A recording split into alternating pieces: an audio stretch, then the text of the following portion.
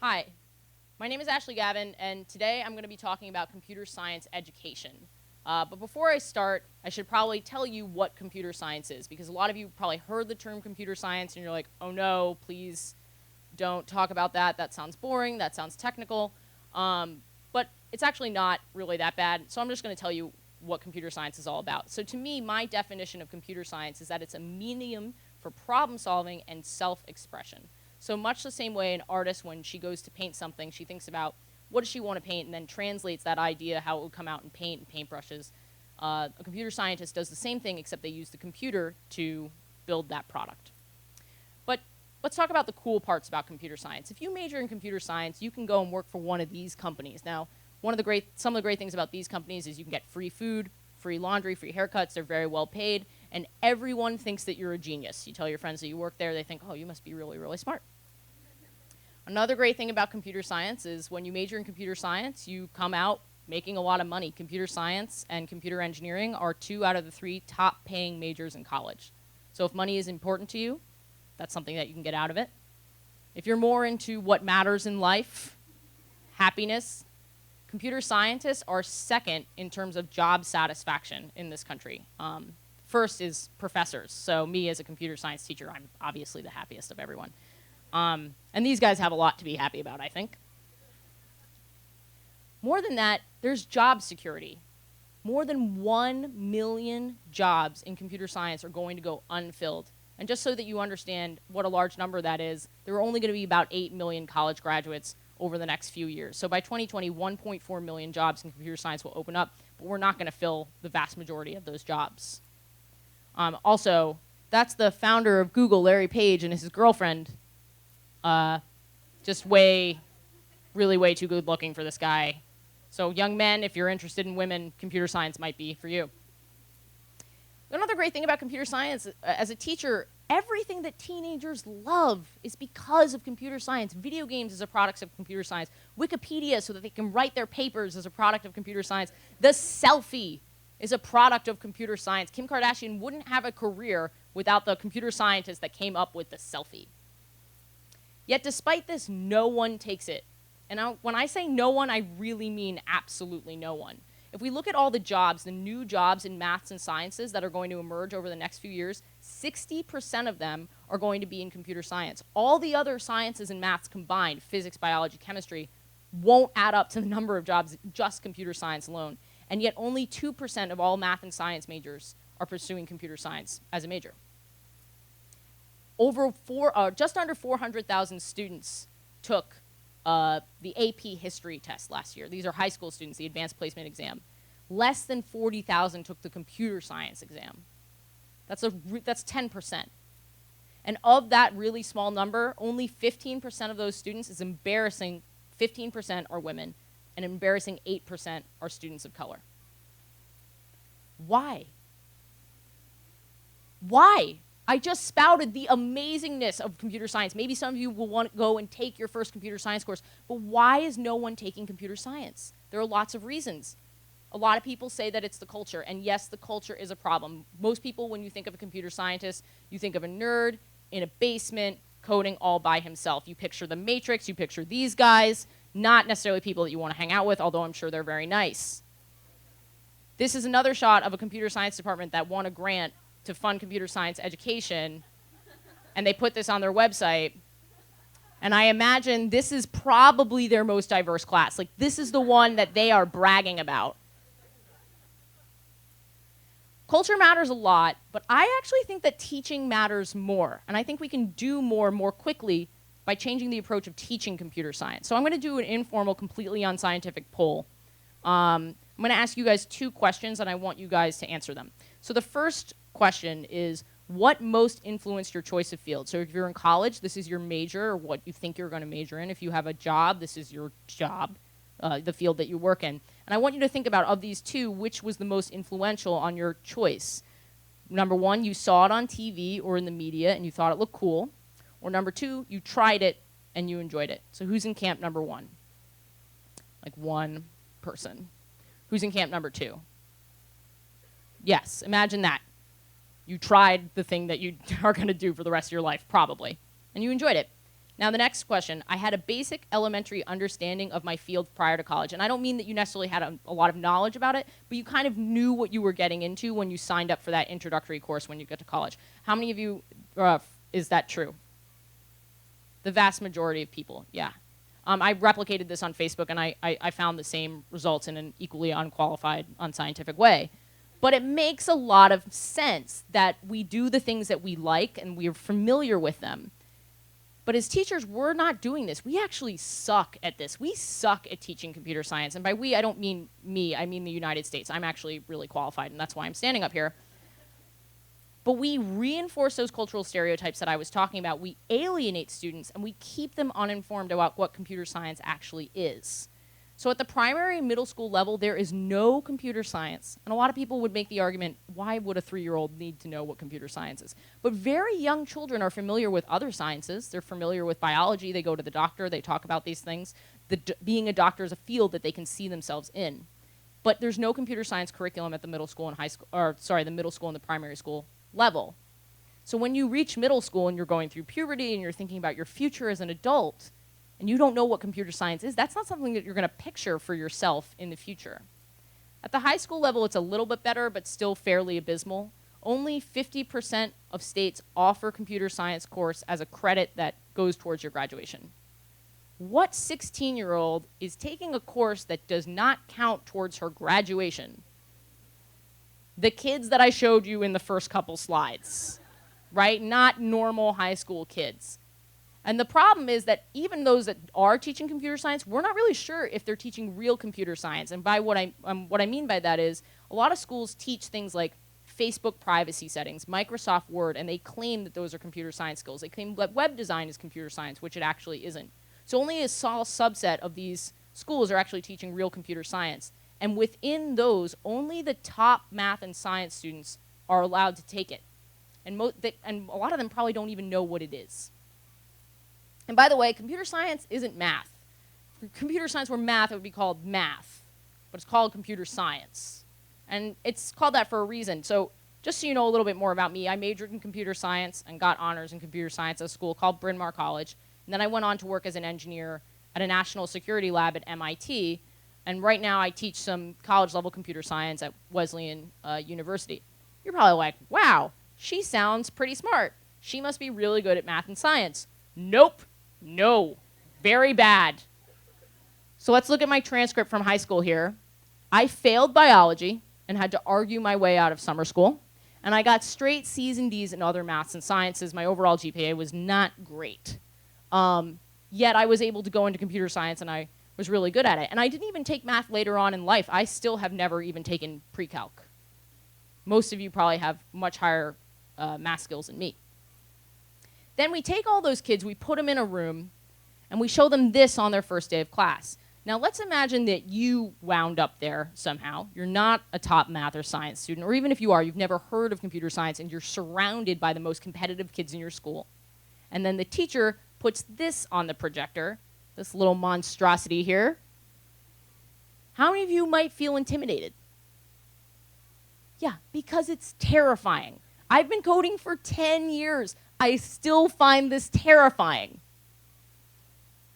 And just so you know, a lot of this isn't pertinent information. Many of these things these students won't learn for a few months. My colleagues in computer science, some of them still don't know what that word means, and it hasn't affected their job performance.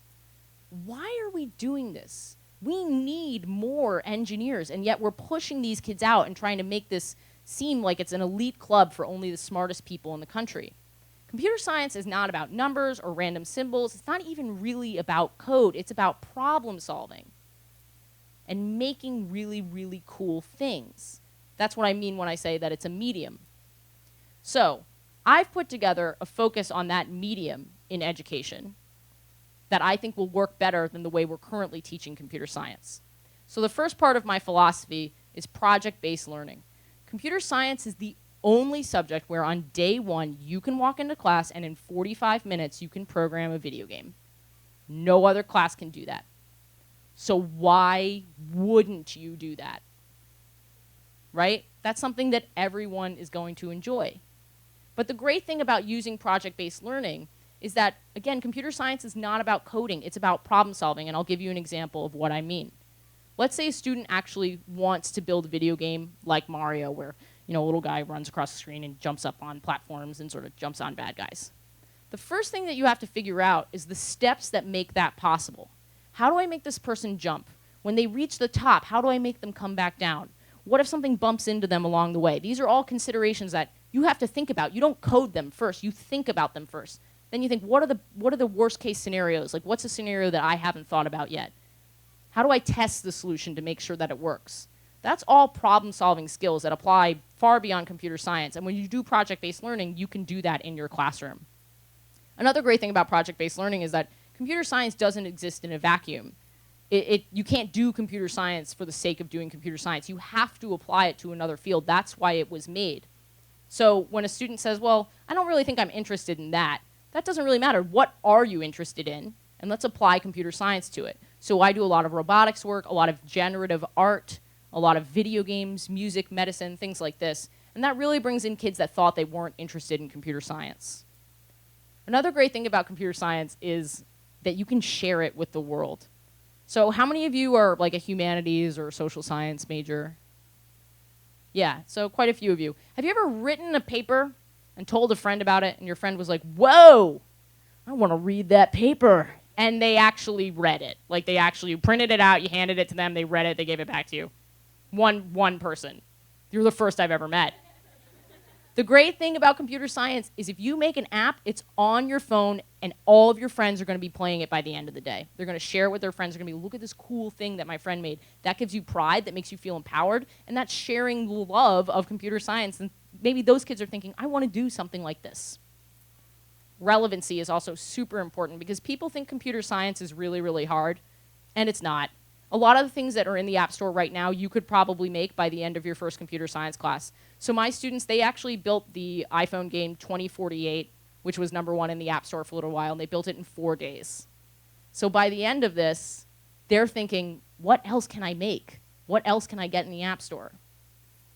And all this leads up to a feeling of empowerment. They feel that they have the skills, no matter what the problem is, they can go and put those skills towards fixing that problem. They use computer science as a way to express their ideas, and it's not about numbers and symbols on a screen. Does this work? It's all rainbows and fairies and unicorns, Ashley, but can I do this in my classroom and will it work? Yes, definitely. So we did this at Girls Who Code, where I was the founding curriculum director, and I did a lot of work on like assignments and teacher training and things like this, but my proudest accomplishment was making this philosophy something real, because I hadn't seen it in many places. And what we found was that it worked actually better than the computer science curriculum that already exists out there that our country uses in the public educational system. So what we did was the computer science AP course is supposed to prepare you for college. So what we did is we took a bunch of college questions from top universities' exams, Carnegie Mellon, MIT, Stanford. And we put them all in an exam, and our students took it at the end of the year. And then we compared their grades to the computer science exam. So the AP students did way worse than our girls. Our girls more than doubled the amount of A's and had like a quarter of the amount of F's. And this is a pretty large sample. We're talking about 500 kids from all different backgrounds. The vast majority had never done computer science before and didn't even identify as a future computer science major. In terms of self-efficacy, we did a great job. 10% came in wanting to major in computer science, and 100% left either majoring in computer science or a related field. The vast majority, 88%, majoring in computer science. What if all teachers did this? What if we weren't the only people doing this? How would the world change? What would it look like? The economic impacts are obvious. We'd have less of a jobs crisis. Pretty much anyone who wanted a job could get one.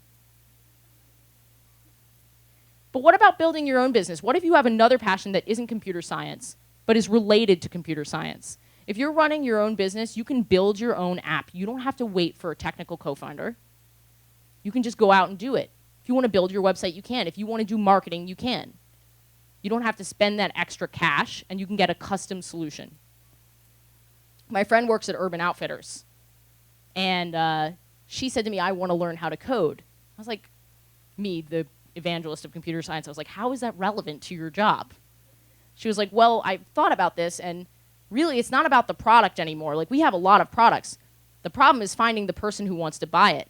She's a buyer at Urban Outfitters, and she said, rather than trying to find the product that everyone wants to buy, why don't I just find the people that want to buy what I already have? So she can use custom computer science and do that in-house and probably get a promotion at her job. If you are interested in medicine or curing diseases, computer science, you just can't do that without computer science anymore.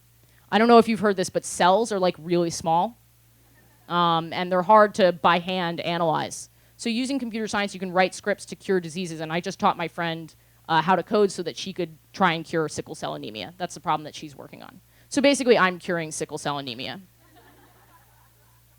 I'm a stand-up comedian, and I found that when I told jokes, I thought, you know, oh, I did really great or I did really bad, and then I'd hear someone else talk about their jokes, and they were like, I did fantastic, and I thought, oh man, you really sucked. I don't know how you thought that.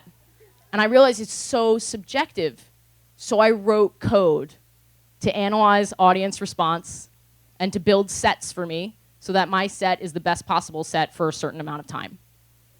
And I'm funny. I can't prove it, but I am. And I think this is the way that computer science can change your life and the way that you feel as an individual, not just in your job or in school. But have you ever woken up and had an idea, or you're using a piece of technology and you're like, oh, I wish it did this. And then what happens? It just floats away, gone forever. Everyone invented DVR before they invented DVR. Then we had to wait a whole bunch of years for a computer scientist to come up with that idea and actually implement it. So computer science is about taking ideas and making them realities. That's what it's about. So these are some quotes from my students and the way that computer science impacted their lives. Digital Wesleyan was one of the most valuable experiences of my life. I learned so much, and I feel far more empowered to make a difference than before. This was not a Habitat for Humanity trip. We didn't spend 10 days in like a cave together bonding. This was computer science that made him feel like he could go out into the world and do whatever he wanted to do. That is amazing. Learning to code changed my perception of myself from a wisher to a doer. Now I'm empowered to do the things I want, and I don't have to wait for anyone else to do them. This is a quote from a 16-year-old girl. The same girl taking that selfie, following Kim Kardashian on Instagram, said this after taking a computer science course. This isn't just about, even if she never does computer science, I know she's doing it in every day in her life choices. She's empowered herself. This one I just put up there because if you're not convinced by the talk, it's a testimonial from one of my students. So let's go back to the root of computer science. This is a picture of the ENIAC, the first computer, and what it was used for was during World War II to make different kinds of calculations. They didn't build it to make Snapchat. They didn't build it to make Twitter. They built it to save lives. They saw a problem and they needed a solution, and so they came up with this. And just so you know, a little fun fact, all of the first programmers were all women because all the men were serving in the war. Lady Ada Lovelace, she's the first ever computer programmer. She actually lived during the 1800s, the early to mid 1800s. And she worked with a man named Charles Babbage, who invented the first idea of a computer. It never got made because it was way ahead of its time and they couldn't get the funding, but it was called the analytical engine. And Lady Ada Lovelace thought, oh my gosh, I could make stuff with this. She didn't say that, I'll give you the exact quote. But she was the first programmer because she figured out that she could use this machine to build the things that she imagined in her mind. And the quote was, the analytical engine, on the contrary, is not merely adapted for tabulating the results of one particular function and of no other, but for developing and tabulating any function whatever. In fact, the engine may be described as being the material expression of any indefinite function of any degree of generality and complexity. Any idea you have, you can make it doing computer science. And that's what this innovation was about. It was about expressing yourself. So rather than showing our kids this in the first day of class, let's try another approach. Let's ask them, if you could make anything, what would you make? And that's my approach to teaching computer science. Thank you.